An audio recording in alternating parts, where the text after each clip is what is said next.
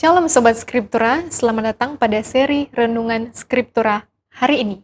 Kali ini kita akan melihat bacaan kitab suci dari Roma pasal 12 ayat 1 sampai dengan 5 dengan menyoroti 3 kata kunci dari bahasa Yunani lalu menarik refleksi langsung dari teksnya. Kata kunci yang pertama ialah parastesai yang artinya mempersembahkan atau menyerahkan. Di ayat 1 Paulus mengajak untuk mempersembahkan tubuhmu. Kata parastesai menggambarkan tindakan aktif menyerahkan diri kepada Tuhan. Ini bukan keputusan yang diambil secara tidak sadar, namun keputusan secara sadar dilakukan untuk memberikan seluruh hidup. Yang dipersembahkan bukan hanya bagian rohani, tetapi seluruh keberadaan kehidupan kita. Tubuh, pikiran, dan kehidupan sehari-hari. Kata kunci yang kedua ialah metamorfuste, yang artinya diubahkan atau mengalami perubahan bentuk. Di ayat 2 tertulis, berubahlah oleh pembaharuan budimu.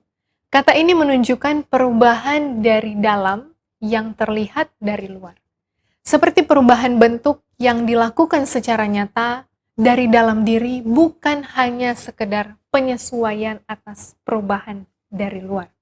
Ini berarti hidup yang dipersembahkan akan mengalami proses perubahan yang terus-menerus berlangsung dari dalam diri. Kata kunci yang ketiga ialah soma, yang artinya tubuh. Di ayat 4 dan 5, Paulus berbicara tentang satu tubuh dengan banyak anggota. Kata soma tidak hanya menunjuk pada tubuh secara fisik, tetapi juga kesatuan hidup bersama. Setiap orang adalah bagian dari satu tubuh, dan masing-masing memiliki fungsi yang berbeda-beda, tetapi tetap satu kesatuan. Nah, refleksi dari ketiga kata kunci ini terlihat satu alur yang saling berhubungan. Yang pertama, hidup dimulai dengan parastesa, yaitu mempersembahkan diri kita kepada Tuhan. Ini adalah dasar dari semuanya. Tanpa penyerahan diri, tidak ada langkah selanjutnya. Kemudian yang kedua, dari penyerahan itu terjadi proses metamorfuste, yaitu perubahan dari dalam. Pikiran diperbaharui sehingga seorang tidak lagi mengikuti pola dunia, tetapi belajar mengenali kehendak Tuhan. Ketiga, perubahan itu tidak berdiri sendiri, tetapi ditempatkan dalam satu soma atau satu tubuh. Artinya hidup yang diperbarui selalu terkait dengan orang lain, bukan hanya hidup itu sendiri. Dari bacaan Roma 12 ayat 1 sampai 5 menunjukkan bahwa hidup dalam Tuhan Yesus bukan hanya soal pribadi, tetapi juga tentang relasi dalam satu kesatuan.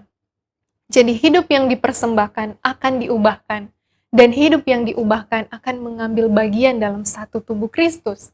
Kiranya kita belajar untuk menyerahkan hidup kita, mengalami pembaruan dan menjalani peran kita dalam satu tubuh di dalam Tuhan Yesus.